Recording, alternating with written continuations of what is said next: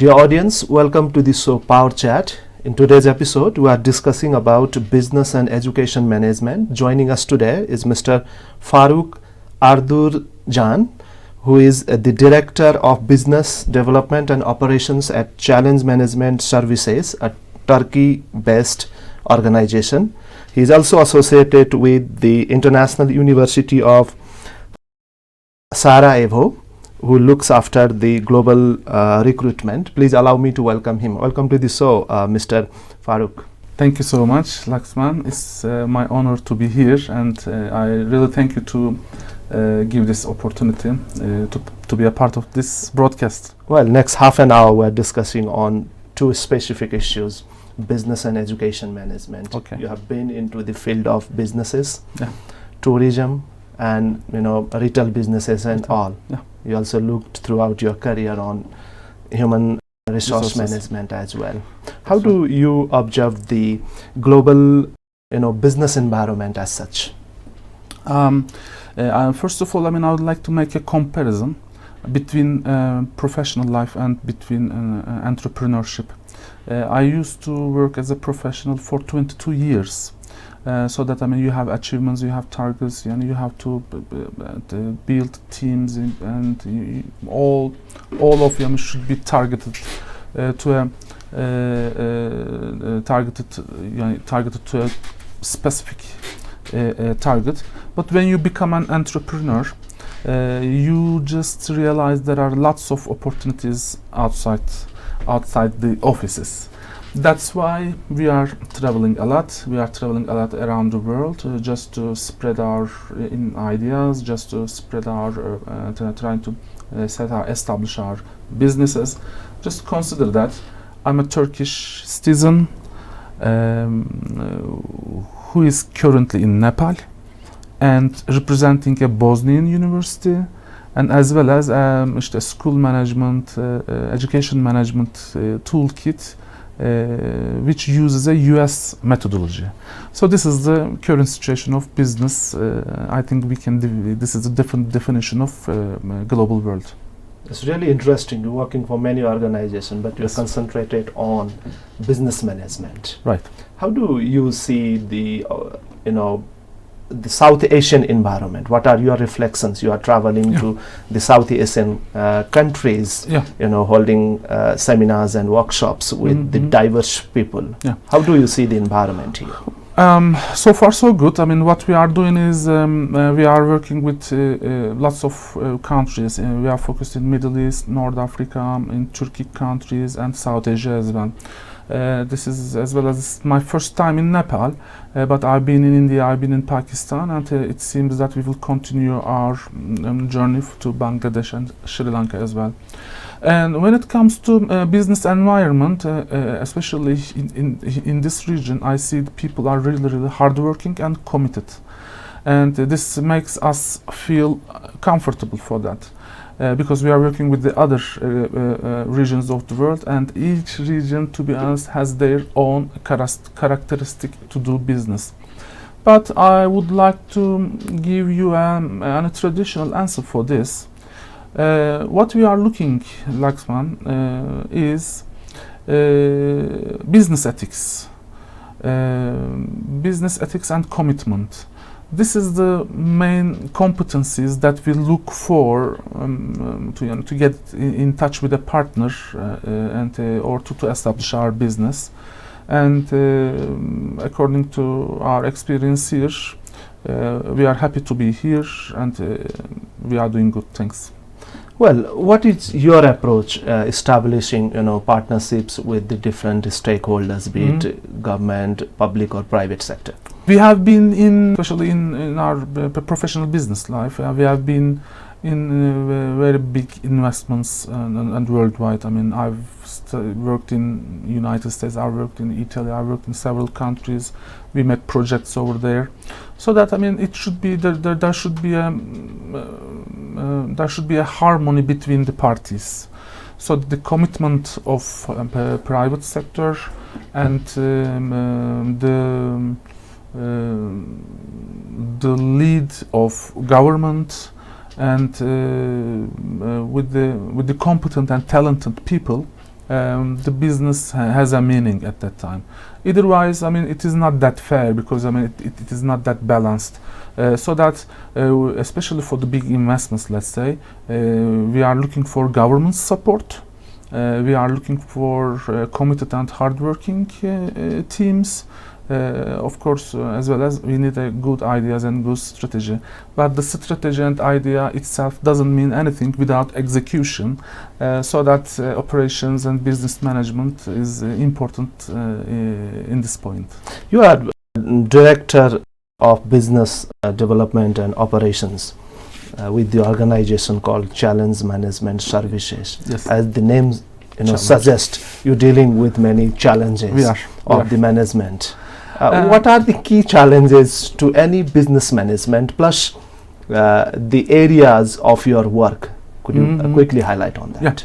Yeah, the main challenges is first of all, you have to adapt quickly to the culture, and you have to be careful about the regulations when you go in another market, a new market. And also you should be transparent. I mean, our main while we are discussing with my partners on the establishment period of this company, we will say that, okay, we have an international experience, so our business model should be developing international business, not like a consultancy, just developing a international business and looking for international opportunities. Just to avoid, let's say, the bad experiences, our guide always, I mean, we will do business by the book and open book, so transparent, so that we have good relations. So far, the challenges comes together without partners right now. In this period, I can say that stress management as well as is a big challenge between partners within the company or between partners in different countries, but you can deal with it. How do you overcome such challenges? Because we have been working in the industry for years, so we have such enough experience to come over that. For instance, I mean, you have to be aware of stress management, you have to be aware of and you have to be a good communicator, and to be honest, I mean, good communication skills comes first in my point of view to avoid any challenges, handle any challenges, and you have to keep calm first, understand the situation, and after that taking the action. What are the key areas of your intervention within this organization? I mean, Challenge Management Services. What are the areas you work on? Our expertise, I mean, we are 3 partners. Our expertise is in the different sectors, but we all together work together in tourism sector. So while we are establishing our organization, our main focus was to work in tourism and tourism related jobs. So tourism also, we started to traveling all over Europe for some destinations. So when you travel a lot, Laxman, opportunities will find you somewhere. I'm not going to say that it is a chance, but when we met the opportunity, we just try to be as prepared as we can. After this tourism initiative, we have met with International University of Sarajevo, so we started to work on behalf of them for international student recruitment, and we realized that there is a huge gap over there because of some various reasons. And when we use our business experience, and according to business experience, we see that there is also the way of doing in education recruitment I'm talking about. All agencies, all schools, they are using the traditional ways. And when you are doing an international business student recruitment, also, not only you are interacting with students, but also you are interacting with the parents as well. so that we come some investment ideas for the parents. This is what we do, and due to our experience in the business life, also we are conducting corporate trainings for the companies. We have a couple of unique programs for that. Could you also describe in detail the programs offered by the University of Sarajevo that you are engaged Sure. with in Bosnia? How do you work tracking the international students, and what are the major programs offered by the university? International University of Sarajevo is a European university established in Sarajevo, which is a European capital city of Bosnia-Herzegovina. We have 5 faculties and 18 departments, including engineering, business administration, social sciences, law, and education faculties. We have such good programs such as genetics and bioengineering, architecture, and computer and software engineering, let's say, or business administration, international relations, law, international law, visual communications design. So it's a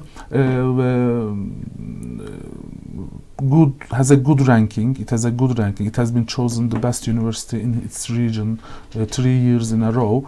So but when their profession is education and they would like to focus on education, so our profession is business, so that they asked us to manage international the marketing department on behalf of them, because dealing with the students, dealing with the parents, dealing with the agencies, dealing with the challenges, let's say, needs lots of efforts, lots of energy, lots of sources.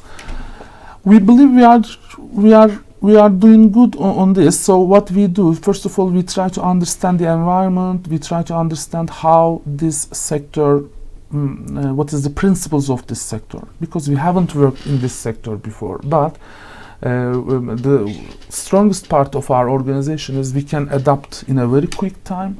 We can understand the environment, the profiles, and according to that we set our strategy and move and take action immediately. That's definitely how we did it. So we started to work with the university, and in a very short time of period we started to set our business network, starting from Middle East and North Africa. But after that we realized that there is a huge potential and very reputable partners in this region. So we carried our focus to here. Now we are setting our establishing our network here, and after that we will focus to Europe and United States as well, because we are responsible for the recruitment all over the world on behalf of the university. Well, what qualities do education leaders require in education management sector?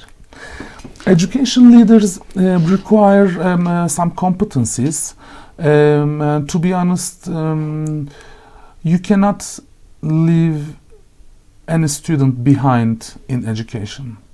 So that first of all you need to understand, fully understand about students' needs, students' talents, students' expectations, as well as parents and schools' expectations. So we try to interact. First of all, we try to find the right partners in the regions that we are working, because I cannot speak Nepalese, so that but I need to find a local partner here, or will be work on behalf of me and on behalf of the university, just to recruit successful, make a successful recruitment. And for when it comes exactly to your question, it is a very important responsibility, because when you are making a recruitment, especially a student recruitment, you touch a person's life as well as a family's life, and how you counsel them, how you lead them, how you describe them the things, the new environment, the new school, the new city, the new country, new regulations, new culture, and they just make decisions according to your counseling. and we take it very serious, and we try to give the right information. Business is business, but so this responsibility, sense of responsibility comes first, business comes second. So that first of all, we need to keep in mind that we are touching a human and changing their lives. This is the same in business as well. Any thoughts on evaluating the students' talent? Laxman, to be honest, I mean, when we start to observe the sector, we see that it is the student evaluation, recruitment, selection. It is done by traditional and emotional ways. So, according to some researchers, 85% of the students feel pressured by their parents when they are choosing their university program, university study, and 60% of them are unhappy, and they know that they will feel it for the lifetime, because parents are living in a dream, and they just want their children to live their dream, but they are not aware of what kind of traits their children has, what is the hidden talents, what kind of behaviors, what kind of strengths they have. They just, because that as being parent, you cannot be objective towards your children. You say that there is a common phrase that he is very clever, but he doesn't study. No, it is not like that, because he doesn't. What you are giving to him doesn't match the interests of the child. So I will tell you the experience that we have. We are interacting with a student, and as well as with the parents. The student says that, what do you want? I ask a question. What do you want to study and why? He said that, I want to study business administration. Why? Because my father says so. I want to, or another answer, I want to study business administration. Why? Because my friends are very happy in this. There is no specific determination on part of the students. No, never. How can they be motivated towards determining their educational goals? Yeah, what we offer that, we are, and we use a unique way of combining evaluation instruments together, so that interview with parents, interview with the student, and conducting a test which helps them to understand their real behaviors, hidden talents and interests, and the learning styles, so that according to the results we are giving them a scientific approach. We are giving them data-driven counseling, because how does that happen? Again, student says that I want to study business administration. We said, but there is no seat, empty seat already filled. Can I work? Can I study law? Yes, you can. At the end of the day, when we see the graduation, and a prospective student who applied for business administration and decided to study law graduated from visual communications design. So because they just realized what they want and what they interest. So we have a proactive approach to let the parents as well as the students to understand the real needs and the real motivation of the student, and make their selection according to that. Well, how can business be appropriately managed, be that of any area, education or other businesses? It depends on the business, by the way, but according to my experience, because I've mainly worked in, my profession is human resources, but I mainly work in tourism, retail, construction, which is also labor-oriented, let's say, sectors. First of all, teamwork is very, very, very important. Leadership is very important. Communication skills is very important. And so what kind of a leader you are? You are a directive one, or you are a delegative one? And of course, you have to consider the generations. I mean, 20 years ago, the way of doing business is slightly different comparing now, and 20 years later, it will be way too different. So that you and the organizations, the companies, should be prepared for the future as well. But I mean, to be honest, I'm considered as a successful human resources expert. I've worked in multiple international projects, which we have solid and satisfactory results. I think the main instrument to run a business on an efficient way is the communication skills. I mean, you have to be, so as you are a journalist, you know better than me, but it is the way you communicate, how you lead your team affects the results, affects the bottom line, makes everyone happy, employees, investors, as well as the customers. What is your message to the students trying to admit in, national or international universities? Also, your message to the youngsters who want to join the businesses of their interest. Yeah, business life is getting tougher and tougher. So, I mean, with the free flow of the information all over the globe, you can access the information, so that there is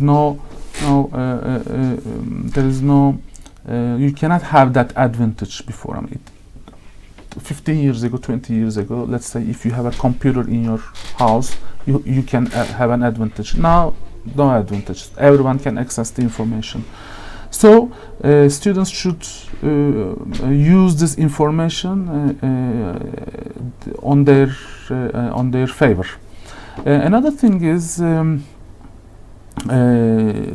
they should be aware that just after their graduation, they are not going to be assigned as managers, as directors. First of all, they would understand the principles of the works. They will, they have to start their career on a rank and file staff, as a rank and file staff, let's say. And after that, they will show their competencies, and it's a continuous improvement, Laxman. I mean, they need to improve their competencies, they need to improve their expertise, they have to read, they have to attend to seminars, they have to attend to trainings, and they have to, of course, I mean, train themselves about the ethics. And for international, when it comes to international business, of course, the key is language skills. So it doesn't matter what language, by the way. The students should improve their language skills and communication skills, not only in official ways, but also in business, terminology as well. And they have to be patient, because and they have to. Why I'm saying this? Because mainly the students or the youngsters, let's say, focus on earning money.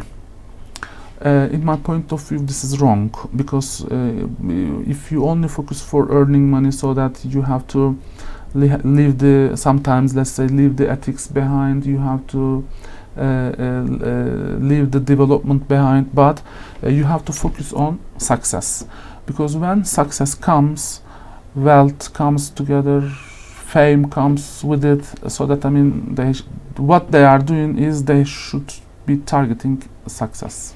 Well, Mr. Faruk, there are many interesting issues that you are sharing with us, but we are coming to the end of the show. Do you have anything to say our audience that I have left to ask you very quickly?